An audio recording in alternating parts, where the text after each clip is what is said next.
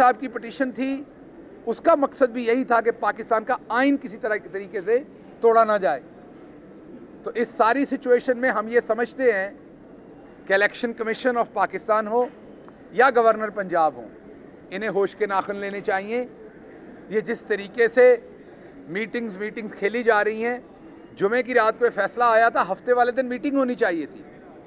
Meeting होके आपको पता है कि पिछले इलेक्शन के स्केड्यूल का सब कुछ इनके पास कंप्यूटर में पड़ा हुआ है, उसमें सिर्फ डेट्स चेंज करनी। वो 54 दिन एक स्ट्रक्चर्ड है जो हर इलेक्शन में वैसे ही फॉलो होता है। उसमें डेट्स चेंज होनी और नीचे नोटिफिकेशन करने वाले का नाम और साइन होने और वो निकल जाना था। ये आधे घंटे का काम था, लेकिन वो नहीं किया गया। हफ्ते वाले दिन भी नहीं किया गया, इतवार वाले दिन भी नहीं किया गया, वो पीर वाले दिन भी नहीं किया गया, और आज मंगल वाले दिन भी जो टिकर्स आए अभी तक सामने, उसमें नजर आ रहा है कि उनका कोई करने का इरादा नहीं है। ये हमारी एप्रीहेंशन है, खुदा ना करे कि ऐसा हो, लेकिन नजर यही आ रहा है कि इलेक्शन से भाग रहे हैं। और वजह उसकी वही है जो इनकी अपनी पार्टी ने एक्सप्लेन कर दी, हम नहीं कर रहे। शाहिद खाकान अब्बासी को देख लें आप, इस टाइम मिफ्ता इस्माइल साहब की बातें देख लें, और सबसे बढ़ के आप कैप्टन रिटायर्ड सफदर साहब की बातें देख लें। सफदर साहब इस बात को क्लियर कर चुके हैं कि जो वोट को इज्जत दो का बयानिया था, जो मुस्लिम लीग नवाज ने एक बयानिया बनाया था, उसको ये दफन कर चुके हैं। जिसका मतलब ये है कि वो बयानिया जब दफन हो गया तो ये पब्लिक के पास क्या बात लेके जाएंगे? इनके पास कोई बात नहीं है पब्लिक से करने को। जो सर्वेज आ रहे हैं वो भी आपके सामने है क्या है। जो इकोनॉमी का इनका मोस्ट एक्सपर्ट इसहाक डार थे, उन्होंने इकोनॉमी जिस तरीके से तबाह की है, उसका बदला लेने के लिए शौकत तरीन जैसे मुहिब्बे वतन, ऑनेस्ट, एक मुल्क के साथ वफादार और एक बोल्ड आदमी के ऊपर अब बगावत और गद्दारी के पर्चा बनाया जा रहा है। उसका कसूर यह है कि इनकी लूटी पुटी इकोनॉमी को उस बंदे ने एक नई शक्ल दी थी।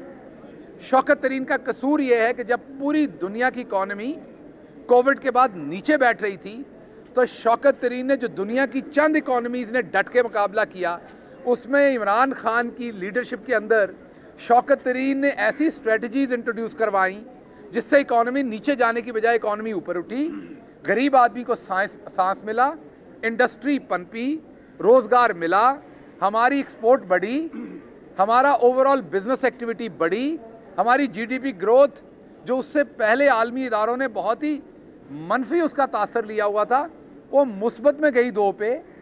तो ये तमाम चीजें अगर आप देखें तो आपको ये नजर आएगा कि शौकत तरीन के बहुत ही कारनामे हमारे मुल्क के लिए।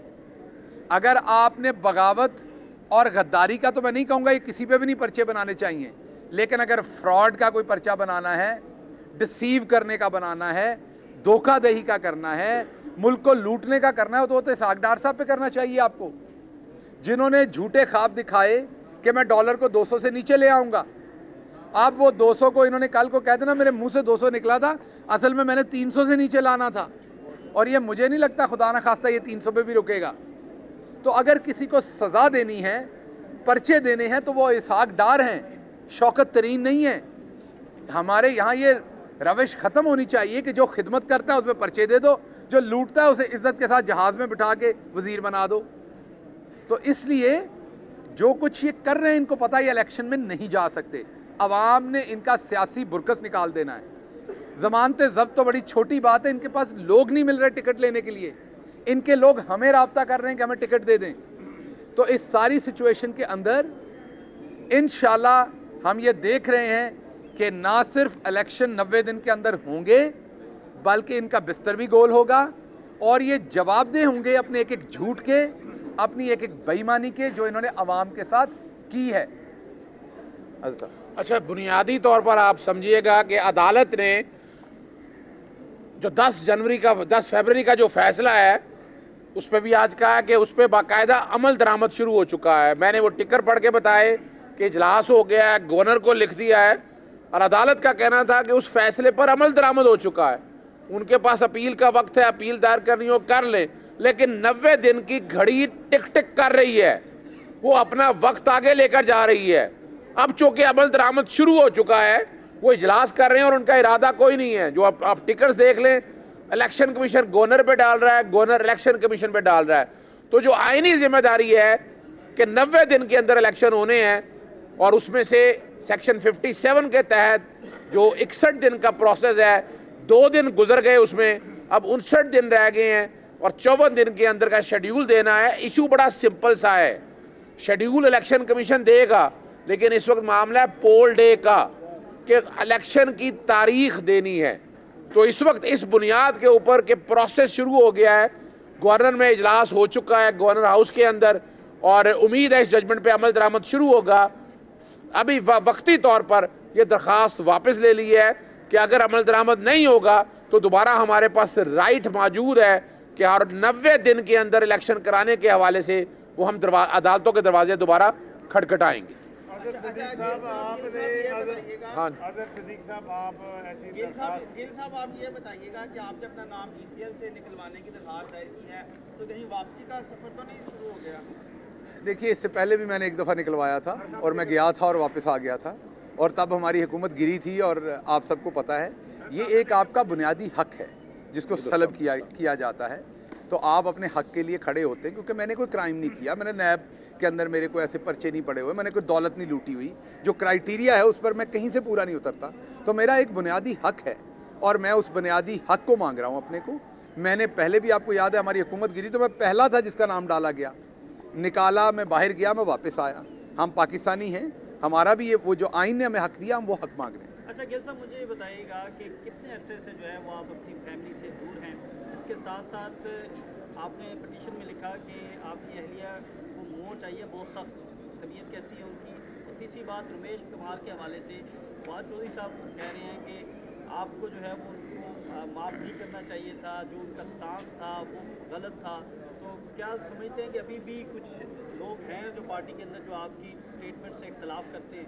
अच्छा, इसका जवाब मैं ये देता हूं कि फवाद साहब शायद वो पूरी बात उनके इल्म में नहीं थी। जब मैंने मौक़िफ़ दिया तो उसमें पूरी बात इल्म में है। अब आप भी वीडियो सुन लीजिए, फवाद साहब ने भी सुन ली होगी। तो उनको पता नहीं था कि मेरी उनसे मुलाकात किस सिलसिले में हुई थी। तो वो जिस सिलसिले में हुई, मैं दोबारा दोहराऊंगा तो आपने फिर मुझे धर लेना है, तो इसलिए, और आपने मुझे दाल से धर लेना है फिर आपने। तो मेरी उनसे जो मुलाकात हुई थी वो जिस सिलसिले में हुई थी वो डिफरेंट है। फवाद साहब की जो फीलिंग थी वो डिफरेंट है। तो वो जब मैंने मौक़िफ़ दे दिया तो वो क्लियर हो गया। और इसके अलावा जो आपने ये पूछा मुझे कि मेरी मुलाकात अपनी फैमिली से कब से नहीं हुई, तो तकरीबन 1 साल होने वाला है जब से मेरी मुलाकात मेरी फैमिली से नहीं हो सकी। लेकिन ये कोई ऐसा मसला नहीं है, ये कुर्बानियाँ देनी पड़ती हैं। जब आप एक नज़रिए पे आके खड़े होते हैं, आप जब एक नज़रिए की जंग करते हैं, आप अपने आप को समझते हैं कि आपने मुल्क की खिदमत करनी है, तो ये फिर कुर्बानियाँ देनी पड़ती हैं। इसका कोई, अक्सर मैं बात करता हूं तो लोग कहते हैं डॉक्टर साहब हौसला करें, हौसला करें। और भाई, मैं हौसले में हूं, आप लोग हौसला करें। आपके हकूक़ की जंग मैं लड़ रहा हूं, मैं तो हौसले में हूं तो सब कुछ छोड़ के आपके साथ आया हूं। मैं पूरे हौसले में हूं, लेकिन मेरा काम है आपको बताना कि हो क्या रहा है। जब मैं आपको बताता हूं तो इसका हरगिज़ मतलब नहीं कि मैं हौसले में नहीं हूं, मैं पूरे हौसले में हूं। मैं अपने तमाम राइट्स के लिए लड़ रहा हूं, आपको बता रहा हूं। आप लोगों का काम भी अपने लिए लड़ें। इधर कोई नई कॉफ़ी शॉप खुलती है किसी बाहर के मुल्क की, तो आप लोग 4000 बंदा लाइन बना के खड़े हो जाते हैं। ये बाद में कर लीजिएगा, पहले अपने हकूक़ की लड़ाई लड़ें। तो मैं जब अपने हक की कोई बात करता हूं तो अक्सर मुझे सुनने में मिलता है डॉक्टर साहब हौसला करें, हौसला, हम आपके साथ हैं। और भाई, मैं हौसला किए हुए हूं तो रोज़ अदालतों में हूं, सुबह से शाम तक। अल्लाह का बड़ा करम है, बड़ा ईमान है अपने अल्लाह पे, उसके हबीब मोहम्मद मुस्तफ़ा सल्लल्लाहु अलैहि वसल्लम पे। मेरी तस्बीह हस्बुनल्लाह व निअमल वकील। तो मुझे पता है इसका मुझे अजर मिलना है अल्लाह से, इंसानों से नहीं मिलना। मैं बिल्कुल हौसले में हूं। जो इसका अंजाम होगा वो मेरे रब ने तय किया होगा, उसको भी एक्सेप्ट करेंगे। लेकिन मैं चाहता हूं कि आप हौसले में आएं, आप अपने हकूक़ के लिए खड़े हों। हमारे यहाँ रवाज ये है कि कोई हक की बात करता है ना तो उसको दबाते हैं। जैसे अभी इन्होंने सवाल पूछा, अब ECL से नाम निकलवा रहे हैं, अब ये नहीं कहा कि आपका फंडामेंटल राइट था, ये डाला क्यों गया? ये डाला नहीं जा सकता, उलट सवाल है। जब तक आप लोग अपनी तौहीन करना बंद नहीं करेंगे, जब तक मैं वो मिसाल नहीं दूंगा, फिर आप लोग मुझे पकड़ लेते हैं कि जानवर के बारे में कहा जाता है वो उसका वैरी है, कि वो अपनी बरादरी का वैरी है। हम मिडिल क्लास अपने ही वैरी हैं। हम एक दूसरे के चेज़े लेते हैं, एक दूसरे की पगड़ी उछालते हैं खड़े होकर। असल सही जगह पर बात करें। अगर किसी के साथ ज्यादती हो रही है, उस शख्स के साथ खड़े ना हो, उस ज्यादती के साथ के खिलाफ जाके खड़े हो। वो मैं हूं, वो यहां पर नून लीग का बंदा है, वो वहां पीपल्स पार्टी का बंदा, मीडिया का बंदा, कोई भी बंदा है। तो जब तक हम अपनी बरादरी, जो मिडिल क्लास बरादरी है, उसका मजाक उड़ाना बंद नहीं करेंगे, हर चीज को मनफी एंगल से देखना बंद नहीं करेंगे, हम इसी तरीके से ख्वार होंगे, ये याद रखिएगा। आज उधर अभी मेरे साथ कल एक जर्नलिस्ट भी पेश होंगे, अब उनका क्या कसूर है? उनकी तो फैमिली, खानदान, जीना मरना सब कुछ यहाँ है, तो उनका क्या कसूर है बेचारों का? उनसे भी कल यही सवाल पूछ लीजिएगा। तो ना तहकीर किया करें एक दूसरे की, एक दूसरे का एहतराम करना शुरू करें। जब आप एहतराम करेंगे तो आपको वापस एहतराम मिलेगा।